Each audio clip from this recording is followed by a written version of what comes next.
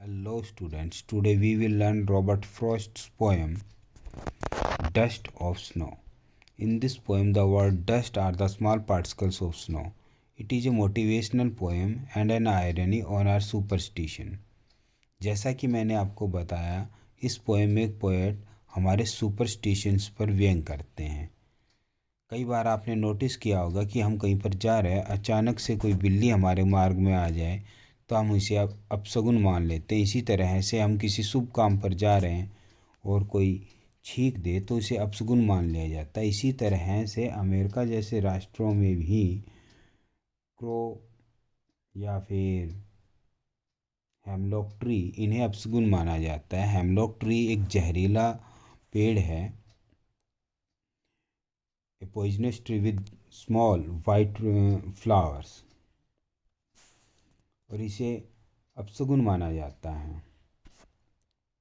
परंतु पोएट इस पोएम के द्वारा मैसेज देना चाहते हैं कि नेचर ने अपनी तरफ से हर चीज़ को सुंदर बनाया है और हमें भी उसे इक्वली उसकी ब्यूटी को एंजॉय करना चाहिए। ये हम पर डिपेंड करता है, हम किसी चीज़ को अपशगुन मानते हैं या अच्छा मानते हैं। सभी चीज़ें इक्वली ब्यूटीफुल हैं। अब हम पोएम का लाइन बाय लाइन एक्सप्लेनेशन करने से पहले इसके कुछ हार्ड वर्ड्स देख लेते हैं। हार्ड वर्ड्स में हमारे पास मेनली जो फर्स्ट वर्ड है हेमलॉक ट्री, ये मैं पहले बता चुका हूँ, it is a poisonous tree with white flower. Second जो वर्ड है हमारे पास वो है इस पोएम में rued, which means held regret, यानी कि खेद व्यक्त करना।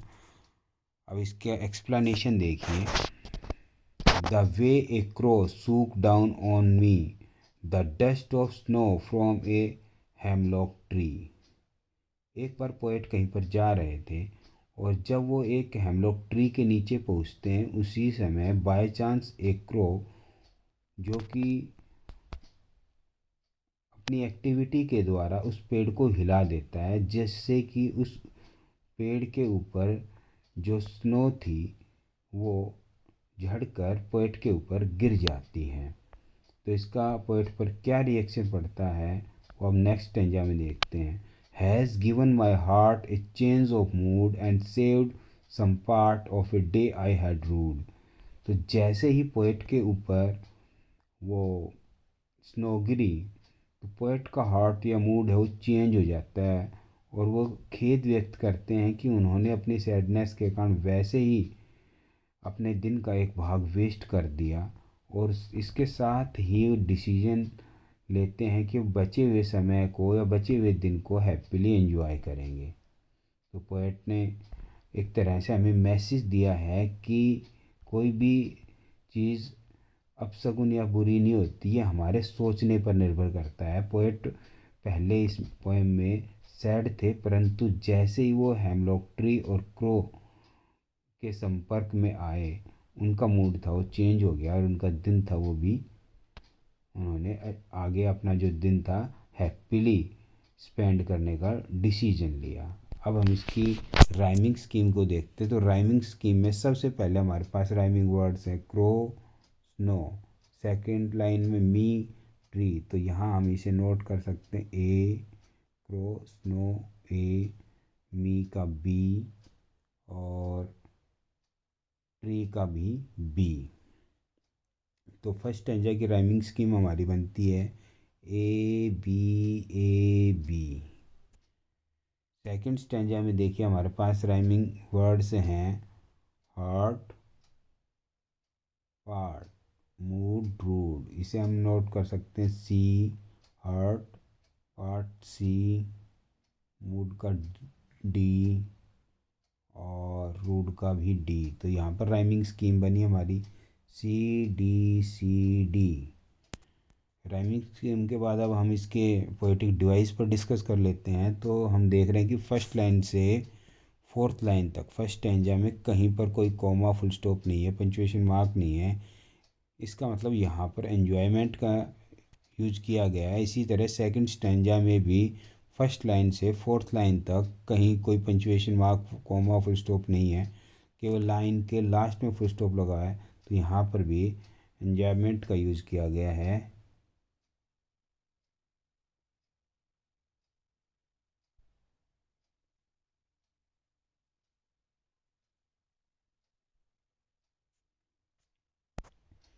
Second poetic device, first stanza की सेकंड लाइन में आप देख रहे हैं कि वाउल ओ है वो हमारा रिपीट हो रहा है।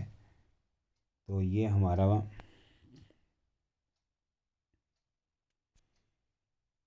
एजोनेंस बन गया।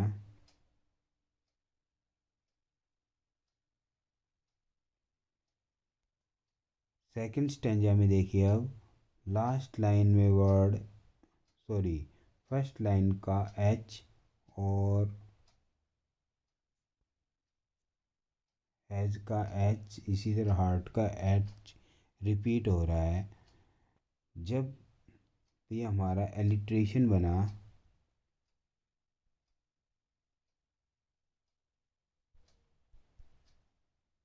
इसी तरह से थर्ड लाइन में सेव का एस, सम का एस रिपीट हो रहा है, तो ये भी एलिट्रेशन है।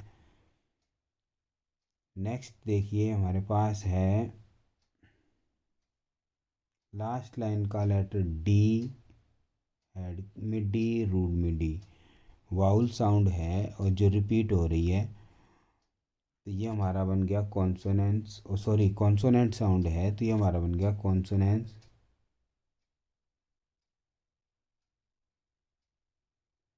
कॉन्सोनेंट्स और एलिट्रेशन में मेन डिफरेंस यही होता है कि एलिट्रेशन में फर्स्ट वर्ड का जो वर्ड का फर्स्ट जो लेटर है वो रिपीट होता है, परंतु कॉन्सोनेंट्स में आपका जो कॉन्सोनेंट है वो वर्ड में किसी भी प्लेस पर हो सकता है। जैसे यहाँ पर आपने देखा डे में सबसे पहले था, फिर हेड में लास्ट में है, रूट में लास्ट में। तो ये ज़रूरी नहीं है कि फर्स्ट प्लेस पर ही हो। आशा करता हूँ आप लोगों को पोएम व इसका पोएटिक डिवाइस समझ में आई होगी।